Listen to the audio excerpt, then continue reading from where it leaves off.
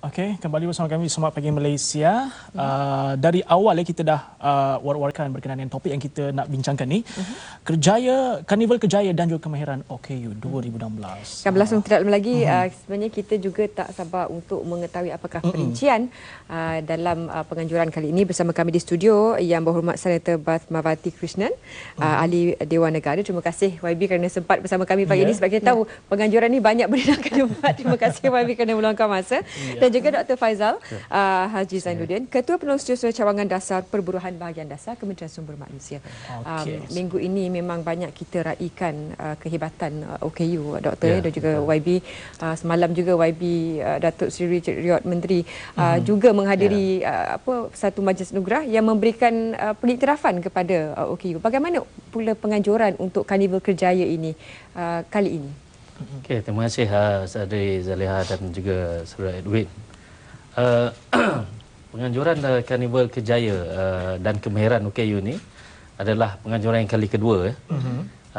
Pada tahun lepas kita dah buat 2015, yang mana kita hanya menumpukan Karnival Kerjaya dari segi pekerjaan. Dan untuk tahun ni kita mengadakan ada value added sedikit, iaitu selaku Jawatankuasa Pekerjaan, Kementerian Sumber Manusia bertanggungjawab dalam melaksanakan memastikan golongan OKU ni mendapat peluang pekerjaan. Dan kali ini kita dedahkan juga dengan memberikan khidmat nasihat dan juga perangan kepada golongan OKU yang nak mendapatkan latihan-latihan kemahiran, terutamanya dalam kemahiran vocational dan sebagainya. Jadi dalam kata yang lain, penganjuran Karnival Kerjaya kali ini adalah value added kepada tahun lepas, yang mana kita akan tumpukan kepada semua golongan OKU dari peringkat kecil sehinggalah dewasa. Okey, satu kejayaan yang juga patut kita banggakan. Baik, YB, setelah melihat penganjuran kali pertama tahun lepas, tentunya menunjukkan kesan positif dan juga membantu golongan OKU ini untuk mendapatkan pekerjaan seperti mana mereka yang biasa, normal. Mungkin YB melihat dengan adanya penganjuran karnival ini, bagaimana agaknya ia dapat mereka ini supaya tidak dipandang ringan, diketepikan, dan juga mereka juga diangkat seperti pekerja biasa. Ya, memang karnival ini suatu usaha yang baik yang dijalankan oleh Kementerian Sumber Manusia. Jadi berdasarkan apa yang berlaku pada tahun lepas, saya rasa ada sambutan yang baik dari kalangan OKU, dan juga majikan pun mula mendapat kesedaran bahawa ada juga karnival macam ini, dan ada juga majikan yang telah pun menggaji orang kurang upaya. Jadi saya rasa banyak lagi program perlu dilakukan untuk memberi kesedaran lebih kepada pihak majikan, sebab ada lagi yang masih enggan dan masih tidak tahu apakah capability, apakah kemampuan yang ada pada seorang OKU. Jadi persepsi negatif ni masih wujud. Jadi kita melalui iklan ataupun public service announcement, kita boleh meningkatkan kesedaran lah. Okey. Dari segi penglibatan agensi-agensi di bawah agensi kerajaan, siapa lagi yang terlibat untuk penganjuran kali ini? Inilah penganjuran Karnival Kerjaya dan Kemahiran OKU tahun ni adalah satu inisiatif daripada Bahagian Dasar Kementerian Sumber Manusia. Dan di sini kita di Bahagian Dasar dan bersama-sama bekerjasama dengan agensi dan jabatan-jabatan seperti Jabatan Tenaga Kerja melalui Job Malaysia, dan kemudian kita ada Perkeso, kita ada Jabatan Tenaga Manusia, Jabatan Pembangunan Kemahiran.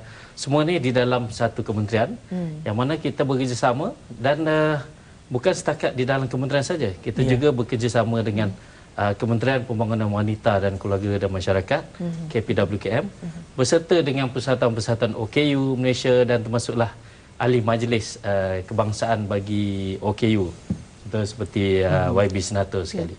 Jadi kita rasakan ini adalah satu kerjasama yang erat dalam menghasilkan Karnival Kerjaya pada tahun ini. Okey, jika anda ada pertanyaan, hubungi kami 0322828578 ataupun 8579. Mungkin nak tanya berkenaan lebih lanjut Karnival Kerjaya ini.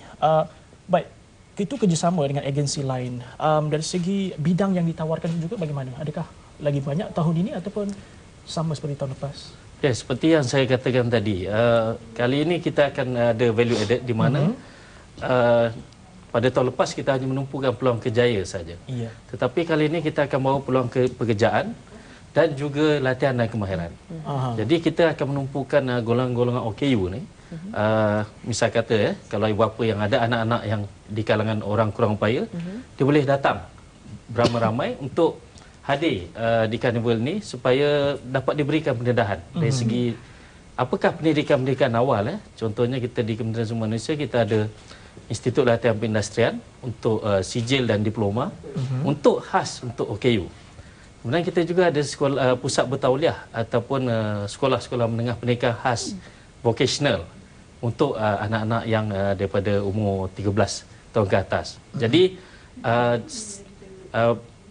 utamanya adalah pekerjaan, dan dari samping itu juga kita akan sasarkan juga kepada semua golongan OKU supaya mereka dah boleh cipta karier daripada awal sehinggalah ke dewasa. Pemerhatian YB Senator pula bagaimana dari segi sejauh mana syarikat semakin membuat inisiatif untuk memberikan persekitaran kerja yang lebih ramah pengguna kepada golongan OKU? Ya, memang ada banyak insentif yang kerajaan bagi kepada majikan yang menggaji orang kurang upaya. Dan antaranya ialah kalau diambil seorang kurang upaya untuk bekerja, ada pengecualian teks, pengecualian cukai, 2 kali ganda bagi gaji yang diberi kepada pekerja OKU itu. Satu lagi adalah kalau dia buat pengubahsuaian kepada persekitaran dan ataupun dia harus beli alat peralatan macam bagi orang kurang upaya penglihatan, computer equipment dan semuanya, ada pelepasan cukai juga. Dan juga kalau dihantar dia untuk latihan, itu juga dikecualikan cukai. Dan dari segi persiapan untuk mereka yang akan ke karnival nanti, apa antara selain daripada resume, apa antara barangkali tip-tip untuk memudahkan mereka untuk menawan hati majikan tu? Bagaimana doktor? Sebenarnya Zara dan Saudara Edwin, kita mengambil lesson learn daripada penganjuran karnival Kerjaya tahun lepas. Yang mana kita merasakan apabila kita nak menganjurkan satu karnival Kerjaya untuk OKU, kita kena faham apakah basic necessities yang kita boleh menggalakkan datang. Antaranya persiapan-persiapan kita adakan adalah dengan satunya kita mengadakan jurubahasa isyarat kepada golongan OKU pendengaran dan sebagainya untuk membantu golongan OKU sepanjang masa pendaftaran.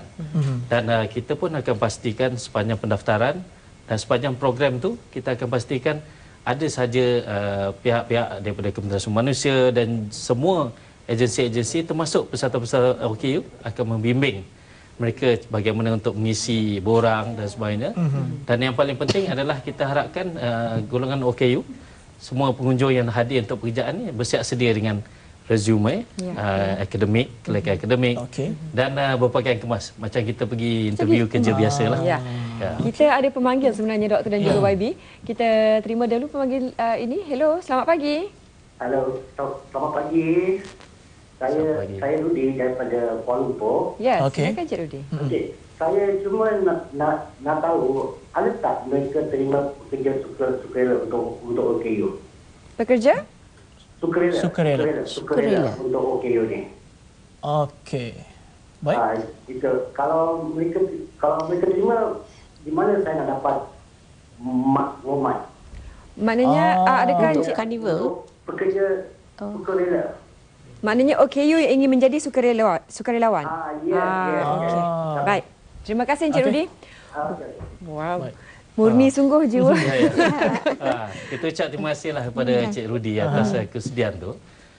Manakala kita akan mengadakan besok dan kita memang dah ada pelbagai sukarela kita dapat juga daripada peserta-peserta OKU, contohnya Malaysia Association for the Blind, MAB, dan juga persatuan-persatuan orang cacat Malaysia. Tapi walaupun kita hargai, kalau Cik Rudi nak bekerjasama atau sukarela nak bantu kami esok, boleh hubungi kami di Kementerian Sumber Manusia. Ada talian khas doktor boleh berikan? Ya, iaitu 03-8886-5102. Dan kalau boleh boleh telefon kita di jabatan di bahagian dasar di cawangan dasar perburuan. Jadi saya ingat Cik Rudy boleh hubungi kita lah. Talian lagi sekali Doktor, 8886 8886 5102 atau 5145. Okey. YB. Bila kita dengarkan panggilan, kita dengarkan pandangan Cik Rudy tadi soalannya. Semangat untuk membantu itu ada, YB ya. Bagaimana ini boleh kita kembangkan lagi di kalangan warga OKU kita? Sukarelawan di kalangan OKU. Kalau kita lihat banyak persatuan-persatuan OKU sekarang diuruskan ataupun dijalankan secara sukarela oleh OKU sendiri. Jadi and then untuk melibatkan dalam kerja-kerja macam ini ya, karnival ataupun kalau seminar itu kita memang mengalu-alukan lah.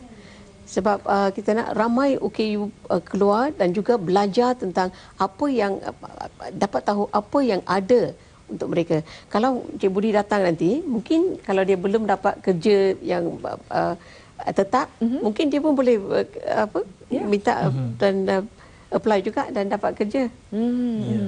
Ada seorang lagi pemanggil di talian. Hangat talian ni. Hello, selamat pagi. Assalamualaikum. Waalaikumsalam. Selamat pagi. Nama saya ni Ibrahim. Silakan Cik Ibrahim. Daripada Kuala Lumpur. Jadi kami adalah sebuah organisasi dan kami ingin membantulah badan OKU dan sebagainya. Jadi dengan siapa kami boleh merujuk untuk dapat lebih fakta dan maklumat. Okey. Baik, mungkin boleh hubungi talian yang sama, Doktor ya. Secara ringkas ni kita dapat dengarkan tadi soalan Cik Ibrahim. Mereka juga ingin membantu sebuah organisasi. Kita akan paparkan nombor talian telefonnya 038886 5102. Bagaimana pula? Okey, sebentar. Ada satu lagi pemanggil. Okey. Wow. Hello, selamat pagi. Cik Zamri. Ya. Assalamualaikum, Cik Zamri. Saya nak tanya pasal kerja lah, Kak. Ya, silakan. Saya ni tak ada ni, saya buat online je. Okey. Tapi tak ada untung kan. Betul, saya nak minta kerja lah. Bagaimana? Saya nak minta kerja. Okey. Okey, sebab OKU jadi hanya boleh melakukan kerja online. Dalam situasi begini, pemerhatian sebelum ini dari pihak kementerian. Terima kasih Encik Zamri atas soalan tadi. Adakah ini juga antara masalah yang sering kita saksikan? Okey, saya menghargai apa yang diluahkan oleh Cik Zamri tadi. Dan in fact kita punya usaha Karnival Kerjaya ini bukan ini saja. Kita di Kementerian Sumber Manusia bersama dengan ahli majlis seperti YB Senata dan MK Boku ni, kita dari masa ke semasa memang kita giatkan usaha kita melalui Job Malaysia di berperanan oleh Jabatan Tenaga Kerja ni. Kita galakkan kalau tuan-tuan dan puan-puan golongan OKU nak cari kerja, sila hadir ke Job Malaysia. Sebab kita dah ada satu yang kita namakan pemadanan kerja ataupun job matching. Jadi Cik Zamri boleh datang di bahagian dasar Kementerian Sumber Manusia atau boleh terus ke melalui portal dalam Job Malaysia. Sebab di dalam portal tu ada pelbagai panduan dan tips bagaimana untuk golongan OKU ni memohon penjawatan. Kena daftar dulu. Daftar dengan Jobs Malaysia. Okey. Jika warga OKU tu berminat untuk datang ke karnival tapi menghadapi kesukaran untuk datang, ialah mungkin dari segi pengangkutan dan lokasi juga jauh barangkali bagaimana, adakah ada inisiatif lain? Kita memang kita sasarkan bila kita buat di Hotel Aloft ni, di Central ni. Satunya dari segi kualiti lah. Kualitinya dari segi location dia strategik.